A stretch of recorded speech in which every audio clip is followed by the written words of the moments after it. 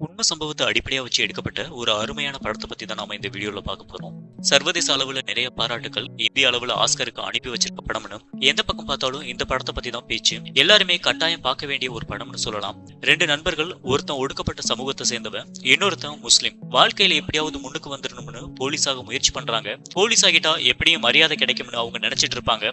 அவங்களோட அந்த ஆசை கடைசியில நிறைவேறிச்சா இல்லையா அப்படிங்கறதுதான் படத்தோட கதை. இதுக்கு இடையில அவங்களோட சாதி மதத்தை காரணம் காட்டி அந்த ஊர்ல நிறைய பேரு இவங்களை அவமானப்படுத்துறாங்க. உள்ளூர்ல இருந்தா பொழைக்க முடியாதுன்னு வெளியூருக்கு போய் சம்பாதிச்சு வீட்டுக்கு பணம் அனுப்பிட்டு இருக்காங்க. ஆனா அதுவும் ரொம்ப நாளைக்கு நீடிக்காது. இடையிலேயே கொரோனா வந்து மிகப்பெரிய கொடுமைகளை எல்லாம் அனுபவிக்கிறாங்க. படத்துல வர நிறைய காட்சிகள் நம்மள அறியாமலேயே அள வச்சிரும். அந்த அளவுக்கு காட்சிகளும் சரி, நடிகர்களோட நடிப்பும் அருமையா இருக்கும். இப்ப படத்தோட முழு கதையை பத்தி பார்க்கலாம் வாங்க. படத்தோட ஓப்பனிங் சீன், இரவு நேரம் டிராக்டர்ல நிறைய வேலை செய்யறவங்க போயிட்டு இருக்காங்க. அவங்களோட சோயப், சந்தன்னு ரெண்டு பேரும் புத்தகம் படிச்சுட்டே போறாங்க. அடுத்த நாள் காலையில ரயில்வே ஸ்டேஷன்ல பயங்கர கூட்டமா இருக்கு. அங்க ஏற்கனவே நிறைய பேரு புத்தகம் படிச்சுட்டு உட்கார்ந்து இருக்காங்க. கூட்டத்தை பார்த்ததும் சந்தன் அங்க இருந்து ஓட்டம் பிடிக்கிறான். இந்த கூட்டத்துல நமக்கு சீட் கிடைக்கிறது எல்லாம் ரொம்ப கஷ்டம், பேசாம நான் ரயில்வே எக்ஸாம்க்கே முயற்சி பண்றேன்னு சொல்றான். அப்ப அங்க இருக்க போலீஸ காட்டுற சோயப், நாமளும் இந்த மாதிரி போலீஸ் ஆகிட்டா நம்மள பார்த்து கொஞ்சம் பயம் வரும், அப்ப யாரும் இந்த சாதி மதத்தை பத்தி சொல்லிலாம் நம்மளை கிண்டல் பண்ண மாட்டாங்கன்னு சொல்றான். இப்ப கூட்டத்துக்கு நடுவுல இடம் கிடைச்சு சந்தன் போய் உட்காந்துடுறான். அப்ப அவனுக்கு எதிரில இருக்க வாட்டர் பாட்டிலையே பாத்துட்டு இருக்கான். இத கவனிக்கிற சுதா அவளாவே புரிஞ்சுக்கிட்டு அவனுக்கு தண்ணி பாட்டில எடுத்து கொடுக்குறா. அப்படியே ரெண்டு பேருக்கு அறிமுகம் கிடைச்சிருது. சுதாவும் இவனுங்கள மாதிரி தான் சாதி மதம் ஒடுக்குமுறை மாதிரி பெண்ணடிமைத்தனத்துக்கு எதிரானவன். ஆரம்பத்திலேயே முட்டுற மாதிரி ஆரம்பிச்சு ரெண்டு பேருக்கும் ஒருத்தர் பிடிச்சு ஃப்ரெண்ட்ஸ் ஆகிடுறாங்க. வட இந்தியாவை பொறுத்தவரை எல்லாருமே அவங்களோட பேரோட சேர்த்து சாதி பேரையும் சொல்லுவாங்க. அந்த மாதிரி சுதா யதார்த்தமா அவனோட பேரை கேட்கிறான். அவன் ஒரு தயக்கத்தோடவே சந்தன் குமார்னு சொல்றான். அதுலயே அவன் எந்த சமூகத்தை சேர்ந்தவன்னு சுதா புரிஞ்சுக்கிறான். இப்ப ட்ரெயின் வந்துட்டதா அறிவிப்பு வந்ததும் அங்க இருக்க எல்லாரும் வேகமா ஓடி போய் ட்ரெயின்ல இடம் பிடிக்கிறாங்க. உட்கார கூட இடம் இல்லாம ட்ரெயின் கூட்டத்துல நிரம்பி வழியுது. அப்ப சந்தன், நம்ம பரீட்சை தான் எழுத போறோமா இல்ல போருக்கு போறோமான்னு கேக்குறதோட படத்தோட டைட்டில் கார்டு ஆரம்பிக்குது. இப்போ ஒரு வருஷம் கழிச்சு கதை ஆரம்பமாகுது. சந்தன் அரசாங்க அதிகாரிகளுக்கு கால் பண்ணி பேசிட்டு இருக்கான். ஒரு வருஷம் ஆகிருச்சு, ஆனா இன்னும் ரிசல்ட் வரல, எப்ப வரும்னு கேக்குறான். அதுக்கு அந்த ஆபீசர், சீனியர் ஆபீசர் சாப்பிட போயிருக்காங்கன்னு சொல்லிட்டு போனை கட் பண்ணிடுறான். அப்ப பூனை ஓடுறதுல அவனோட வீட்டு ஓடு ஒண்ணு கீழே விழுந்து உடஞ்சிருது. அந்த நிலைமையில தான் அவனோட வீடு இருக்குங்கிறத நமக்கு புரிய வச்சிடுறாங்க. அப்ப பால்வாடியில ஆயாமாவா வேலை பாக்குற அவனோட அக்காவும் வீட்டுக்கு வந்து சேர்ந்துடுறான். அவனோட அம்மாவும் அப்பாவும் கூலி வேலை பாக்குறாங்க. செருப்பு கூட இல்லாம வெறுங்காலையே நடந்து வேலை பார்க்கவும் அவனோட அம்மா கால் ஃபுல்லா வெடிப்பா இருக்கு. அத பத்தி சந்தன் அவன் அம்மா கூட பேசிட்டு இருக்கான். இந்த பக்கம் சோயப் சொந்தக்காரன் ஒருத்தனை பார்த்து போலீஸ் ரிசல்ட் பத்தி விசாரிக்கிறான். அதுக்கு அவன், வெறும் 35,000 இடத்துக்கு 2.5 மில்லியன் பேர் அப்ளை பண்ணிருக்காங்க, இதுல இடம் கிடைக்கிறதெல்லாம் ரொம்ப கஷ்டம், பேசாம அப்பா சொல்றதை கேட்டுட்டு துபாய்க்கே போயிருன்னு அட்வைஸ் பண்றான். ஆனா சோயப், இந்த ஊர் தான் எனக்கு சொர்க்கம் மாதிரி இருக்கு, இதை விட்டுட்டு வெளிநாடெல்லாம் போக விருப்பம் இல்லைன்னு சொல்லிடுறான். அடுத்த நாள் விடிய காலையில சோயப் அவனோட அப்பாக்கு கால் பிடிச்சு விட்டுக்கிட்டு இருக்கான். அப்ப மூட்டு பகுதி வலிக்குதுன்னு அவங்க அப்பா கத்த ஆரம்பிக்கிறாரு. அதுக்கு அவன், இந்த வலியோட வேலைக்கெல்லாம் போக வேண்டாம், வீட்லயே இருங்கன்னு சொல்றான். அதை கேட்டு கோவமாகற அவனோட அப்பா, இவ்வளவு பெரிய பையனாகியும் இன்னும் வேலைக்கு போய் சம்பாதிக்க முடியாம இருக்கேன்னு சொல்லி அவனை திட்டுறாரு. அவன் அங்கிருந்து கோவிச்சுட்டு போனதுக்கு அப்புறம் தான் அவன் இன்னைக்கு முதலா ஒரு இடத்துக்கு வேலைக்கு போக போறாங்கிறத பத்தி அவனோட அம்மா சொல்றாங்க. சந்தன் அவனுக்கு ஒரு சட்டையை எடுத்துட்டு வந்து கொடுத்துட்டு சோயப் வீட்லயே படுத்து தூங்கிடுறான். பஸ்ல தூங்கிட்டே சோயப்பும் நகரத்தை வந்து சேர்ந்துடுறான். நாள் வேலை ஒரு கம்பெனில உதவியாளரா வேலை பார்த்துட்டு இருக்கான். அங்க இருக்க சேல்ஸ் டீம் மேனேஜர் விகாஸ் நல்லபடியா வேலை பார்க்க சொல்லி சோயப்புக்கு வாழ்த்துக்கள் சொல்றாரு.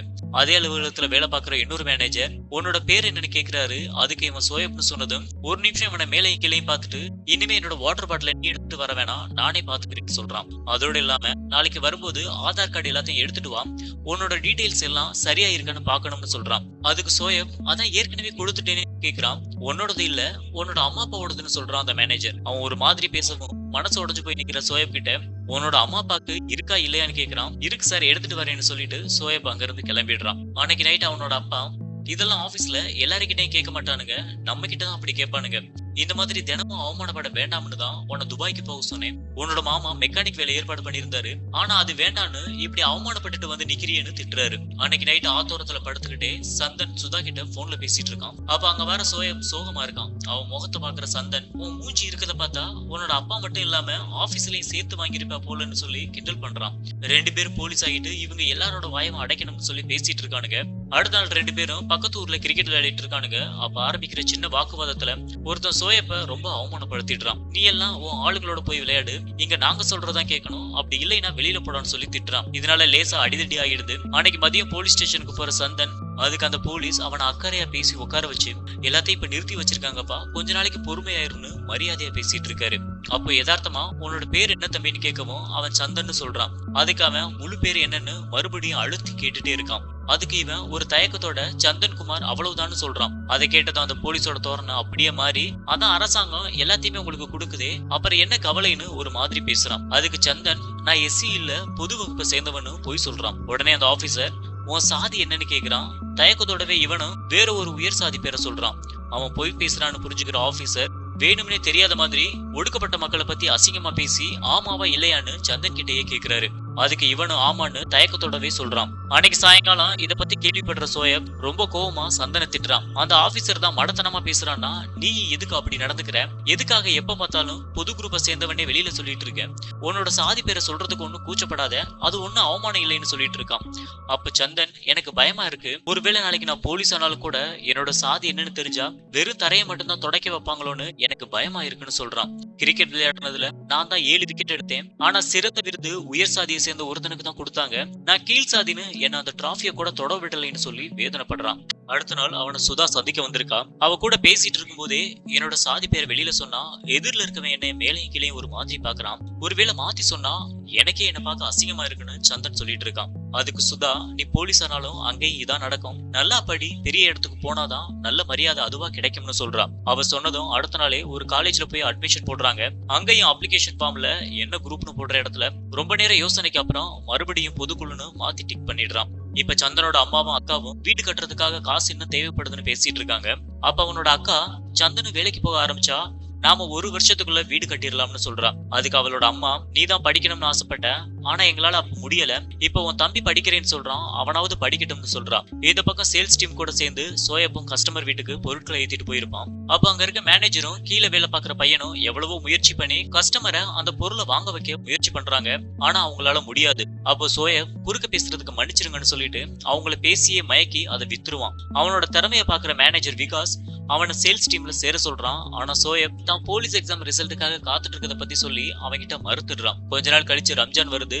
சோயப் வீட்டுல உட்காந்து எல்லாரும் பிரியாணி சாப்பிட்டுக்கிட்டு இருக்காங்க. அப்ப திடீர்னு போன்ல எக்ஸாம் ரிசல்ட் அறிவிச்சுட்டதா செய்தி வருது. உடனே 2 பேரும் ப்ரௌசிங் சென்டருக்கு போய் ரிசல்ட் செக் பண்றாங்க. அதுல சந்தன் மட்டும் எக்ஸாம்ல பாஸ் பண்ணிடுறான், சோயப் ஃபெயில் ஆகிடுறான். சந்தன் வீட்டுல எல்லாரும் ரொம்ப சந்தோஷமா இருக்காங்க. ஆனா அதே நேரத்துக்கு சோயப் வீட்டுல எல்லாரும் சோகமா மகனை பரிதாபத்தோட பாத்துட்டு இருப்பாங்க. கொஞ்ச நாள் கழிச்சு சோயப் அப்பாவுக்கு கால் வலி ரொம்ப அதிகமா இருக்குன்னு ஹாஸ்பிட்டல்ல வந்து செக் பண்ணிட்டு இருக்காங்க. அப்ப அந்த டாக்டர் கால் முட்டி ரொம்ப தேஞ்சிட்டதால உடனே ஆபரேஷன் பண்ணணும், அதுக்கு 2 லட்சம் ஆகும்னு சொல்லிடுறாங்க. அவ்வளவு காசெல்லாம் இல்லைன்னு அவனோட அப்பா வேண்டாம்னு சொல்லிட்டு வீட்டுக்கு திரும்பிடுறாரு. இப்ப நேரம் ஆபீஸ்க்கு போற சோயப் விகாச சந்திச்சு சேல்ஸ் டீம்ல சேர விருப்பம் சொல்றான். உடனே விகாசம் அவனை கூட்டிட்டு உயர் அதிகாரிகிட்ட கொண்டு போய் காட்டுறான். ஆனா அதுக்கு அவரு ஒத்துக்க மாட்டேங்கிறாரு. 1-2 விக்கிறதுலாம் பெரிய விஷயம் இல்ல, அதுக்கு இந்த பையன்லாம் சரிபட்டு வரமாட்டான்னு சொல்லி அனுப்பி வச்சிடுறாரு. அன்னைக்கு நைட் சந்தனும் சோயப்பும் எப்பவும் சந்திக்கிற ஆத்து பகுதியில சந்திச்சு பேசிட்டு இருக்காங்க. அப்ப 2 பேருக்குள்ளயும் லேசா வாக்குவாதம் வர ஆரம்பிக்குது. சொந்த சாதி பேரை சொல்ல தைரியம் இல்லாத, குடும்பத்துக்கு 5 பைசா சம்பாதிச்சு போட வைக்கலாம பொண்ணுக்காக காலேஜ் போய் சேர்ந்திருக்க நீ எல்லாம் எனக்கு புத்திமதி சொல்றியான்னு சோயப் பேசுறான். அதுக்கு சந்தன் சோயப் அப்பாவோட கால் ஊனத்தை பத்தி அவமானப்படுத்துற மாதிரி பேசணும். 2 பேருக்கும் அடிதடி ஆகிருது. அத்தோட 2 பேரும் பிரிஞ்சிடுறாங்க. சந்தன் போலீஸ் செலக்ஷனுக்கு போயிருக்கான். இந்த பக்கம் சோயப் அவனோட அப்பாவை பார்த்துட்டு டெய்லி வேலைக்கும் போயிட்டு இருக்கான். அந்த மாதிரி ஒரு நாள் அவனோட அப்பா மகன் கஷ்டப்படுறத பார்த்து மனசு தாங்களேன்னு சொல்லி அவன்கிட்ட வேதனைப்படுறாரு. அதோட இல்லாம, நீ துபாய்க்கெல்லாம் போக வேண்டாம், உன் மனசு என்ன சொல்லுதோ அதை பண்ணுன்னு அவன்கிட்ட சொல்றாரு. அன்னைக்கு நைட்டு ஃபுல்லா தூங்காம இருக்க சோயப் அடுத்த நாள் விடிய காலையில ஆபீஸ்க்கு போய் யாருக்கு தெரியாம கம்பெனி பொருட்களை எடுத்துட்டு வெளியில கிளம்பிடுறான். இதனால ஆபீஸ் ஃபுல்லா பரபரப்பா இருக்கு. விகாஸ் சோயப்புக்கு போன் பண்ணி பாக்குறான், ஆனா அவன் போனை எடுக்க மாட்டேங்கிறான். அப்ப அந்த உயர் அதிகாரிங்க 2 பேரும் விகாச திட்டிட்டு இருக்காங்க. இந்த மாதிரி ஆட்களை எல்லாம் உள்ள விட்டா இப்படித்தான் நடக்கும்னு ஒருத்தன் சொல்றான். அதுக்கு கம்பெனி எம்டி, இந்த திருட்டு பயலுக்கு ஆதரவாதான் இவ்வளவு நாளா நீ பேசிட்டு இருந்தியா, காலேஜ் படிச்ச ஆளுங்களை மட்டும் எதுக்கு வேலைக்கு எடுக்கிறோம்னு இப்பவாச்சும் தெரிஞ்சுக்கணும்னு சொல்றான். சோயப் மேல ஏற்கனவே வன்மத்தை கக்கிட்டு இருந்த அந்த இன்னொரு ஆபீசர், இவனை போலீஸ்ல புடிச்சு கொடுத்துடலாம், அங்க போலீஸ் உள்ள போட்டு 4 சாத்துனாதான் இந்த மாதிரி ஆட்களுக்கு எல்லாம் புத்தி வரும்னு சொல்லிட்டு இருக்கான். அப்ப கரெக்டா சோயப்பும் உள்ள வந்துடுறான். அவனை கூப்பிட்டு வச்சு எல்லாரும் சத்தம் போடுறாங்க. ஆனா சோயப் பொறுமையா அன்னைக்கு மட்டும் 8 ஆர்டர் வித்திருக்கதா சொல்றான். இதை கேட்டுட்டு அங்க இருந்த எம்டிக்கு ஒரே ஆச்சரியம் ஆயிருது. ஒரே நாள்ல யாரும் இவ்வளவு வித்தது இல்லைன்னு சொல்லிட்டு உடனே அவனை சேல்ஸ் டீம்ல சேர்த்து விட்டு ட்ரைனிங் கொடுக்க சொல்லிடுறான். ஆனா இது அந்த HR மேனேஜருக்கு சுத்தமா பிடிக்கல. இந்த பக்கம் சந்தனோட அம்மா பால்வாடியில சமையல் செஞ்சு போடுற ஆயம்மா வேலைக்கு சேர்ந்துடுறாங்க. அங்க எல்லா குழந்தைங்களும் அவங்க சமைச்சதை சாப்பிட்டுட்டு இருக்காங்க. அப்ப அவங்கள பாராட்டுற அந்த வாத்தியார், எனக்கு கொஞ்சம் தட்டுல வச்சு கொடுங்கன்னு சொல்லி கேக்குறாரு. அன்னைக்கு நைட் எல்லாரும் சாப்பிட்டுட்டு இருக்கும்போது ஒவ்வொரு ஆளும் எவ்வளவு சம்பாதிக்கிறோம், எவ்வளவு நாள்ல வீட்டை கட்டி முடிக்கலாம்னு பேசிட்டு இருக்காங்க. அப்ப சந்தனோட அப்பா, இன்னும் கொஞ்ச நாள்ல நான் சூரத்ல வேலைக்கு போய் சேர்ந்துருவேன், அங்க மாசம் 20,000 ரூபாய் தராங்கன்னு சொல்றான். இதை கேட்டுட்டு எல்லாரும் ஆச்சரியப்படுறாங்க. வயசாயிருச்சு, அவ்வளவு தூரம் போக வேண்டாம்னு சொல்றாங்க. ஆனா அவன் அதெல்லாம் ஒண்ணும் இல்லைன்னு சொல்லிடுறான். அன்னைக்கு சந்தனுக்கு போன் பண்ற சுதா காலேஜ் போகலையான்னு கேட்டுட்டு அக்கா கல்யாணத்துக்கு வந்துருன்னு சொல்லிடுறான். அதே மாதிரி சந்தனும் சுதாவோட அக்கா கல்யாணத்துக்கு வந்திருக்கான். அப்போதான் அவன் படிக்கிறதுக்காக சேரல, தனக்காக தான் காலேஜ்ல சேர்ந்திருக்காங்கிறது அவளுக்கு தெரிய வருது. காலேஜ் முடிக்காம போலீஸ் வேலையில சேர்ந்தா கடைசி வரை கான்ஸ்டபிளா தான் இருக்கணும், உயர் பதவி எதுவுமே கிடைக்காதுன்னு அவனை சத்தம் போடுறான். அதோட இல்லாம அவனை விரும்புறதாவும் சொல்லிடுறான். இந்த பக்கம் அப்பாவுக்கு ஆபரேஷன் பண்றதுக்காக சோயப் லோனுக்கு அப்ளை பண்றான். அப்ப அந்த அதிகாரி கம்பெனில இருந்து ஆஃபர் லெட்டரோட காப்பி வாங்கிட்டு வர சொல்றாரு. இன்னொரு பக்கம் அரசாங்க அலுவலகத்துக்கு போயிருக்க சந்தன் எக்ஸாம் ரிசல்ட் பத்தி தெரிஞ்சுக்கிறதுக்காக அங்க போய் ஒரு நாள் முழுசும் காத்துட்டு இருக்கான். ஆனா அங்க அதிகாரிகள் யாருமே வரல. அவனை பார்த்து இறக்கப்படுற வாட்ச்மேன் வெளியில யாருகிட்டையும் சொல்லிராத, மறுபடியும் 1 வருஷத்துக்கு ரிசல்ட்டை நிறுத்தி வச்சிருக்காங்கன்னு சொல்றான். அதை கேட்டு அவன் மனசு உடஞ்சு இருக்கும்போது ஒரு போன் கால் வருது. அதை கேட்டுட்டு அவசரமா அவங்க அம்மா வேலை பார்க்குற இடத்துக்கு ஓடுறான். அங்க பார்த்தா கீழ் சாதியை சேர்ந்தவ எப்படி எங்க பசங்களுக்கு சமைச்சு போடலாம்னு ஆதிக்க சாதியை சேர்ந்தவங்க சண்டை போடுறாங்க. அங்க வேலை பார்க்குற வாத்தியார், இந்த மாதிரி எல்லாம் பேசிட்டு இருந்தீங்கன்னா வன்கொடுமை தடுப்பு சட்டத்துல புகார் கொடுத்துருவேன்னு சொல்றான். அதுக்கு ஆதிக்க சாதியை சேர்ந்தவங்க, இனிமே இவங்க சமையல் பண்ணனா எங்களோட குழந்தைங்க யாரும் படிக்க வர மாட்டாங்கன்னு சொல்லி மிரட்டுறாங்க. இந்த சம்பவத்தினால சந்தன் வீட்டுல எல்லாரும் ரொம்ப சோகமா இருக்காங்க. அடுத்த நாள் சந்தனும் அவனோட அக்காவும் பேசிட்டு இருக்காங்க. அப்ப அவனோட அக்கா அந்த ஸ்கூல்ல வேலை பார்க்கவே பிடிக்கலைன்னு சொல்றான். டெய்லி அந்த குழந்தைங்களோட குண்டிய கழுவுற வேலையை மட்டும் நான் பார்த்து ரொம்ப சோர்வாகிட்டேன். எனக்கு காலேஜ் நான் படிக்கணும்னு ஆசை, ஆனா எனக்கு அந்த வாய்ப்பு எல்லாம் கிடைக்கல, எல்லாம் உனக்குதான் கிடைக்குதுன்னு மனசுல இருக்க வேதனை எல்லாத்தையும் கொட்டிடுறான். குடும்பத்துல எல்லாருமே ரொம்ப கஷ்டப்படுறாங்கன்னு புரிஞ்சுக்கிற சந்தன் அடுத்த நாள் அவனோட அப்பா வேலைக்கு போக வேண்டிய சூரத்துக்கு நான் போறேன்னு சொல்லிட்டு கிளம்பிடுறான். இந்த பக்கம் ஹெச்ஆர் மேனேஜரை சந்திக்கிற சோயப், அப்பாவுக்கு மெடிக்கல் லோன் எடுத்திருக்கேன், அதுக்கு என்னோட ஆஃபர் லெட்டரோட காப்பி தேவைப்படுதுன்னு சொல்றான். அப்போ அந்த மேனேஜர், போலீஸ் ஸ்டேஷனுக்கு போய் உன் மேல எந்த போலீஸ் கேஸ் இல்லைன்னு எழுதி வாங்கிட்டு வா, அப்புறமா தாரேன்னு திமிரா சொல்றான். அதோட இல்லாம இன்னைக்கு நைட்டு எல்லாரும் நம்ம எப்படி வீட்டுல போய் கிரிக்கெட் மேட்ச் பார்க்க போறோம், நீயும் வந்து கலந்துக்கன்னு சொல்றான். இதை கேட்டதும் சோயப் ரொம்ப சந்தோஷமா சரிங்க சார்னு சொல்லிட்டு கிளம்புறான். இந்த பக்கம் சந்தனுக்கு மாச சம்பளம் வந்துருச்சு. அது மொத்தத்தையும் வீட்டுக்கு அனுப்பியிருப்பான். அதை வச்சு அவங்களும் வீடு கட்டுறதுக்கான பூஜையை ஆரம்பிச்சிருப்பாங்க. இப்ப நைட் ஆயிருச்சு. சோயப் கிளம்பும் போது அவனோட அம்மா எல்லாருக்கும் குடுன்னு சொல்லி ஹல்வா செஞ்சு கொடுத்து விடுறாங்க. கிரிக்கெட் மேட்ச் ரொம்ப த்ரில்லா போய் இந்தியா வின் பண்ணிருது. எல்லாரும் அதை கொண்டாடி முடிச்சுட்டு சாப்பிட போயிடுறாங்க. ஒரு பக்கம் உயரதிகாரிகள் எல்லாரும் சரக்கு அடிச்சுட்டு பேசிட்டு இருக்காங்க. அப்ப கரெக்டா சோயப் சாப்பாடு வாங்க போகும்போது எப்பவும் அவனை வம்பிழுக்கிற அதே மேனேஜர், நீ ஏன் சோகமா இருக்க, பாகிஸ்தான் தோத்து போயிருச்சுன்னு கவலைப்படுறியான்னு சொல்லி கிண்டல் பண்ணிட்டு இருக்கான். அவங்க கூட சேர்ந்துட்டு அந்த எம்டியும் ரொம்ப ஓவரா பேசிட்டு இருக்கான். கொஞ்ச நேரத்துல அந்த பேச்சு முத்தி போய் இவனை மட்டும் கார்னர் பண்ற மாதிரி எல்லாரும் பேசி சிரிச்சிட்டு இருக்காங்க. இதனால கோவமாகிற சோயப் அவங்க எல்லாரையும் சத்தம் போட்டுட்டு எனக்கு உங்க வேலையும் வேணாம் ஒண்ணு வேணாம்னு சொல்லிட்டு கிளம்பிடுறான். உடனே விகாஸ் வேகமா போய் அவனுக்கு சமாதானம் சொல்ல முயற்சி பண்றான். அவங்க எல்லாரும் போதையில இருக்காங்க, பெருசா எடுத்துக்காதுன்னு சொல்றான். அதுக்கு சோயப், போதையில இருந்தாலும் அது எப்படி என்ன மட்டும் அப்படி பேசணும்னு தோணுது, நான் இங்க இருந்தா இன்னும் என்ன அசிங்கப்படுத்துவாங்கன்னு சொல்றான். அதுக்கு விகாஸால பதில் சொல்ல முடியல.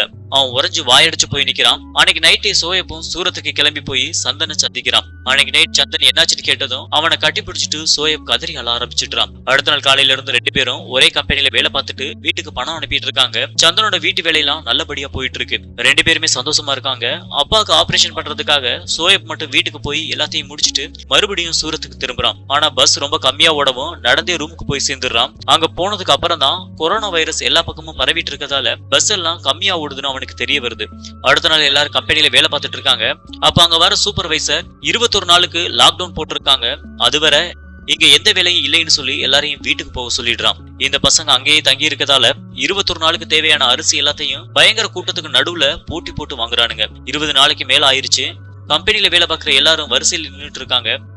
அப்ப 2 பேரோட வீட்டுல இருந்து போன் பண்ணி அங்க இருக்க பண பிரச்சனையை பத்தி சொல்றாங்க. அதுக்கு இவனுங்க எப்படி இன்னும் கொஞ்ச நாள்ல கம்பெனி திறந்துருவாங்க, கவலைப்பட வேண்டாம்னு சொல்லிட்டு இருக்கானுங்க. அப்ப கரெக்டா அங்க வர மேனேஜர், இப்போதைக்கு கம்பெனியை திறக்க ரொம்ப வாய்ப்பு கம்மி, இன்னும் அரசாங்கத்துல இருந்து எந்த உத்தரவும் வரலைன்னு சொல்லிட்டு கிளம்பிடுறான். கொரோனா வைரஸ் அதிகமா பரவிட்டு இருக்கதால புலம்பெயர் தொழிலாளர்கள் நிறைய பேர் 1000 கிலோமீட்டருக்கு மேல அவங்க ஊருக்கு நடந்தே போக ஆரம்பிச்சிடுறாங்க. இது எல்லாத்தையும் இந்த பசங்க ரூம்ல இருந்தபடியே போன்ல பாத்துட்டு இருக்காங்க. இந்த பசங்க வாங்கி வச்சிருந்த காய்கறி அரிசி எல்லாமே முடிஞ்சிருது. அடுத்த நாள் கம்பெனிக்கு போனா கம்பெனி முழுசா மூட சொல்லி அரசாங்கத்துல இருந்து உத்தரவு, அதனால இப்போதைக்கு திறக்க மாட்டோம்னு அங்க இருக்க செக்யூரிட்டி சொல்லிடுறாரு. சாப்பிட சோறும் இல்ல, சம்பாதிக்க கம்பெனி இல்ல, இங்க இருந்தா சும்மா தண்டமா தான் வீட்டு வாடகை கொடுக்கணும், கொரோனா வந்து சாகிறதுக்கு முன்னாடி பசிலேயே நம்ம எல்லாம் செத்துருவோம்னு அங்க இருக்க ஒருத்தன் ரொம்ப வேதனையா சொல்லிட்டு இருக்கான். அப்ப சரி எல்லாருமே கிளம்பிடலாம்னு அன்னைக்கு நைட்டு யாருக்கு தெரியாம வேகமா ஓடிட்டு இருக்கானுங்க. அப்ப யதார்த்தமா சோயப் போலீஸ் கிட்ட மாட்டிக்கிறான். அவனோட பேரை கேட்டு போலீஸ் ரொம்ப மோசமா அடிச்சிட்டு இருக்காங்க. இத பார்த்துட்டு அவங்களோட வந்த 2 பசங்க அங்கிருந்து ஓட்டம் பிடிச்சிடுறாங்க. ஃப்ரெண்டு அடி வாங்குறத பொறுத்துக்க முடியாத சந்தன் உள்ள நுழைஞ்சு என்னோட பேரு ஹாசன் அலின்னு முஸ்லீம் பேரை சொல்லிட்டு இவனும் அடி வாங்க ஆரம்பிக்கிறான். அன்னைக்கு நைட்டு வீட்டுக்கு திரும்புற 2 பேரும் அடுத்த நாள் காலையில மறுபடியும் ஊருக்கு கிளம்புறாங்க. அவசரமா கிளம்பிட்டு இருக்க டைம்ல சந்தன் மட்டும் வெளியில போய் என்னமோ வாங்கிட்டு வந்திருப்பான். ஆனா அது என்னன்னு சோயப் கிட்ட சொல்ல மாட்டான். இப்ப 2 பேரும் அங்க இருந்து வெளியில கிளம்புறாங்க. கூட்டமா நிறைய பசங்க போறத பார்த்துட்டு போலீஸ் எல்லாரையும் அடிச்சு விரட்டுறாங்க. அங்க இருந்து விழுந்தடிச்சு ஓடுற எல்லாரும் அன்னைக்கு நைட் ரோடு ஃபுல்லா நடந்தே ஊருக்கு கிளம்புறாங்க. இப்ப கொஞ்ச தூரம் போனதும் லாரி ஒண்ணு எல்லாரையும் ஏத்திட்டு போறத பார்த்துட்டு அதுல கிளம்பலாம்னு முடிவு பண்றாங்க. ஏறுறதுக்கு முன்னாடி யாரு கேட்டாலும் உன்னோட உண்மையான பேரை சொல்லாம ஏதாவது ஒரு இந்துக்கார பேரை சொல்லுன்னு சந்தன் சோயப் கிட்ட சொல்றான். இப்ப லாரியில இடம் இல்லைன்னு அங்க இருக்க கிளீனர் சொல்லவும் லாரியோட டாப்ல உட்காந்து வந்துக்கிறோம்னு கேக்குறாங்க. சரின்னு சொல்லிட்டு அந்த லாரி டிரைவரும் அவங்கள கூட்டிட்டு கிளம்புறான். ஒரு நைட் பகல் முடிஞ்சு அடுத்த நாள் நைட்டு வந்துருது. அப்ப லாரிக்குள்ள ஒரு லேடி இருமுற சத்தம் கேட்கவும் உள்ள இருக்க எல்லாரும் இந்த லேடிக்கு கொரோனா வந்துருச்சுன்னு சொல்லி கூச்சல் போடுறானுங்க. உடனே அந்த லாரி டிரைவர் அந்த லேடிய குடும்பத்தோட நடுரோட்ல இறக்கி விட்டுறான். இந்த நைட்ல குழந்தையோட நான் எங்க போவேன், இது எந்த இடம்னு கூட தெரியாதுன்னு அவளோட புருஷன் கெஞ்சிரான். ஆனா அங்க யாரும் அவங்கள ஏத்துக்கிற தயாரா இல்ல. நைட்டு பகல்னு மேலேயே இருக்கவும் சந்தனோட உடம்பு ஃபுல்லா சுட ஆரம்பிச்சிருது. உடனே டிரைவர் கிட்ட சொல்லிட்டு 2 பேரும் லாரிக்குள்ள போய் உட்காந்துக்கிறாங்க. அங்க கொஞ்ச நேரத்திலேயே சந்தனுக்கு இருமல் வர ஆரம்பிக்கவும் மறுபடியும் உள்ள இருக்க எல்லாரும் கூச்சல் போட்டு சந்தனையும் சோயப்பையும் நடு ரோட்ல இறக்கி விட்டுறாங்க. ஊர் போய் சேர்றதுக்கு இன்னும் 500 கிலோமீட்டர் இருக்கு. என்ன பண்றதுன்னு தெரியாம சோயப் டிரைவர் கூட வாக்குவாதம் பண்றான். அதுக்கு டிரைவர் அவங்க கிட்ட இருந்து வாங்கின காசை திருப்பி கொடுத்துட்டு என்னால ஒண்ணும் பண்ண முடியாதுன்னு சொல்லிட்டு கிளம்பிடுறான். 2 பேரும் நடந்தே போயிட்டு இருக்காங்க. அப்ப சந்தனோட உடல்நிலை கொஞ்சம் கொஞ்சமா மோசமாகிட்டு இருக்கு. அவங்க கிட்ட இருந்த தண்ணியும் சுத்தமா முடிஞ்சிருது. கொஞ்ச தூரம் நடந்து போயிட்டு இருக்கும் போதே நடக்க முடியலன்னு கீழே உட்கார்ற சந்தன் தண்ணி வேணும்னு கெஞ்சிரான். கொஞ்ச தூரம் மட்டும் நட, இங்க எங்கேயாவது தண்ணி கிடைக்கும்னு சொல்லி சோயப் அவனை கூட்டிட்டு கிளம்புறான். கொஞ்ச நேரத்திலே ஒரு கிராமம் வந்துருது. அங்க தண்ணி பிடிக்க பார்க்கும்போது உள்ளூர்ல இருக்க நிறைய பேர் இவனுங்களை கல்லால அடிச்சு விரட்ட ஆரம்பிக்கிறாங்க. அப்போ ஒரு லேடி மட்டும் அது எதையும் பொருட்படுத்தாம இவனுங்களுக்கு தண்ணி எடுத்துட்டு வந்து கொடுக்குறாங்க. அந்த லேடி திரும்பி போகும்போது அவளோட கால்ல இருக்க விரிசலை பார்த்துட்டு சந்தன் அம்மா அம்மான்னு புலம்ப ஆரம்பிச்சிடறான். அவன் கொஞ்சம் கொஞ்சமா சுயநினைவை இழக்கிறத பார்த்துட்டு சோயப்புக்கு பயம் அதிகமாகுது. 7 மணி நேரமா நடந்து போயிட்டு இருக்கோம். சந்தனுக்கும் உடம்பு ரொம்ப மோசமாகிட்டு இருக்குன்னு சோயப் ஒரு டாக்டருக்கு போன் பண்ணி சொல்றான். அதை கேட்கிற அந்த டாக்டர் நிச்சயமா வெப்ப பக்கவாதமா தான் இருக்கும், தண்ணி கொடுத்துட்டே தான் இருக்கணும், அவனை தூங்க மட்டும் விட்டுறக்கூடாது, அப்படி தூங்கிட்டா அவ்வளவுதான், உயிரை காப்பாற்ற முடியாது, நீ உடனே ஏதாவது ஆஸ்பத்திரியை பார்த்து அவனை அட்மிட் பண்ணுன்னு சொல்றான். இதை கேட்டு பதறி போற சோயப் எந்த ஊரு எங்க போயிட்டு இருக்கவனே தெரியாம அவனை கட்டி அணைச்சபடியே இழுத்துட்டு நடந்து போயிட்டு இருக்கான். இடையில மறுபடியும் மயங்கி விழுகிற சந்தன் அவனோட அக்கா பெரிய சொல்லி புலம்பிட்டு இருக்கான். அதை பார்த்துட்டு சோயப் அவனை சுயநினைவுக்கு கொண்டு வர முயற்சி பண்றான். அப்ப சந்தன் எனக்கு என்னமோ நான் உயிர் பிழைப்பேன், எனக்கு நம்பிக்கை இல்ல, என்னை இங்கேயே விட்டுட்டு நீ கிளம்பு, எப்படியாவது வீட்டுக்கு போய் சேர்ந்துருன்னு சோயப் கிட்ட சொல்றான். அதை கேட்டு கொஞ்ச நேரம் ஷாக்ல இருக்க சோயப் இந்த மாதிரிலாம் இனிமே பேசணும் அவ்வளவுதான் சொல்லிட்டு அவனை தன்னோட தோல்ல தூக்கிட்டு அங்கிருந்து நடக்க ஆரம்பிக்கிறான். ரொம்ப நேரமா அதே மாதிரி நடந்துட்டு இருக்கான். அவனோட வெயிட் தாங்க முடியாம சோயப்பும் சோர்வாகிடுறான். சந்தனோட கால் ஒரு பக்கமா தொங்கிட்டே இருக்கவும் காலை மேல தூக்கு சந்தன்னு சோயப் சொல்லிட்டே இருக்கான். ஆனா சந்தன் கிட்ட இருந்து எந்த பதிலும் வரல. வேகமா அவனை கீழே இறக்கி வச்சுட்டு கண்ணை திறக்க சொல்லி கெஞ்சிரான். வாயில தண்ணியெல்லாம் ஊத்திட்டு தயவு செஞ்சு தூங்கிராதடா, நம்ம வீட்டுக்கு வந்தாச்சுடா, அம்மா உன்னை பார்க்க வந்துட்டு இருக்காங்க, கண்ணை மூடிடான்னு சொல்லி கெஞ்சிட்டு இருக்கான். கொஞ்ச நேரம் முணங்கிட்டே இருக்க சந்தன் அப்படியே அமைதி ஆயிடுறான். அவனை கட்டி பிடிச்சிட்டு சோயப் பயங்கரமா கதறி ஆள ஆரம்பிக்கிறான். இந்த சீன் வரும்போது பின்னணி இசையும் நடிப்பும் அப்படியே நம்மள அறியாமலேயே அள வச்சிரும். நடு ரோட்ல அழுதபடியே சோயப் ரொம்ப நேரமா கிடக்குறான். அன்னைக்கு நைட் ஆம்புலன்ஸ் வந்து சந்தனோட பாடி ஏத்திட்டு அவனோட ஊருக்கு கிளம்புது. ஆம்புலன்ஸ் போயிட்டு இருக்கும் போதே சந்தனோட டாக்குமெண்ட்டை கொடுக்க சொல்லி அங்க இருக்க அதிகாரி ஒருத்தர் கேக்குறாரு. அப்ப எடுத்து பார்க்கும்போது கடைசி நாள் அவன் வாங்கிட்டு வந்த கவர்ல அவன் அம்மாக்கு செருப்பு வாங்கி வச்சிருக்குது தெரிய வருது. அதோட இல்லாம உள்ள ஒரு காலேஜ் அப்ளிகேஷன் ஃபார்ம் இருக்கு. வாழ்க்கையிலேயே முறையா அதுல தன்னோட சாதியை பொய் சொல்லாம குறிச்சு வச்சிருப்பான். அது வெளியே சொல்லவே பயமா இருக்குன்னு சொன்ன சந்தன் இப்படி குறிச்சு வச்சிருக்கத பார்த்ததும் சோயப்க்கு அழுக வந்துருது. அதே மாதிரி சோயப்க்கும் ஒரு ஃபார்ம் வாங்கி வச்சிருந்திருப்பான். ஒரு பக்கம் சுதா இந்த செய்தி கேட்டு அழுதுட்டு இருக்கா. இன்னொரு பக்கம் சந்தனோட குடும்பமும் தகவல் தெரிஞ்சு வீட்டுல எல்லாரும் காத்துட்டு இருக்காங்க. இப்ப சந்தனோட உடம்பு ஊர் வந்து சேர்ந்துருச்சு. எல்லாரும் அதை பார்த்துட்டு அழுதுட்டு இருக்காங்க. சந்தனோட அம்மா மட்டும் எதுவும் பேசாம அமைதியா வீட்டுக்குள்ள போயிடுறாங்க. உள்ள போற சோயப் கடைசியா சந்தன் அவன் அம்மாவுக்கு வாங்கி வச்சிருந்த செருப்பு எடுத்து கொடுக்குறான். அதை பார்த்ததும் மூச்சு விட முடியாத அளவுக்கு சந்தனோட அம்மா தேம்பி தேம்பி அழ ஆரம்பிச்சிடுறாங்க. இப்ப ரொம்ப நாட்கள் கழிச்சு சந்தனோட வீட்டு வேலையெல்லாம் முடிஞ்சு புது வீட்டை சோயப் டெக்கரேட் பண்ணிட்டு இருக்கான். அப்ப அங்க வர போலீஸ் ஒருத்தர் இவனை கூப்பிட்டு நீதான் சந்தனான்னு கேக்குறான். இவனை ஆமான்னு சொல்ல உனக்கு போலீஸ் வேலை கிடைச்சிருக்கு, இங்க கையெழுத்து போடுன்னு வாங்கிட்டு கிளம்புறான். அடுத்த நாள் சந்தன் பேர்ல சோயப் போலீஸ் ட்ரைனிங் அட்டன் பண்றான். அன்னைக்கு சாயங்காலம் 2 பேரும் வழக்கமா நேரம் செலவு பண்ற இடத்துல போய் சோயப் மட்டும் தனியா உட்கார்ந்துருக்கான். அப்ப வெள்ளை கலர் புறா ஒண்ணு பறந்து வந்து சந்தன் உட்கார இடத்துல நிக்குது. இதோட இந்த படம் முடியுது.